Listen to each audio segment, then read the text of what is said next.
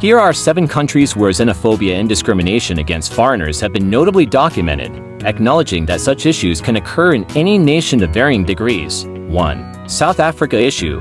Recurrent xenophobic violence, particularly against immigrants from other African nations like Zimbabwe, Nigeria, and Mozambique. Tensions often rise from competition for jobs, housing, and resources. 2. United States issue. Discrimination against certain immigrant groups, including Latin Americans, Asians, and Muslims. Political rhetoric and restrictive immigration policies have exacerbated xenophobia in some areas. 3. India issue.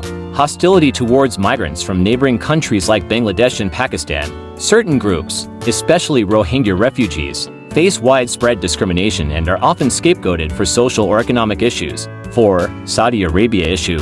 Migrant workers, especially from South Asia and Africa, face systemic discrimination and poor working conditions under the kafala system, with limited rights and protections. 5. Japan issue.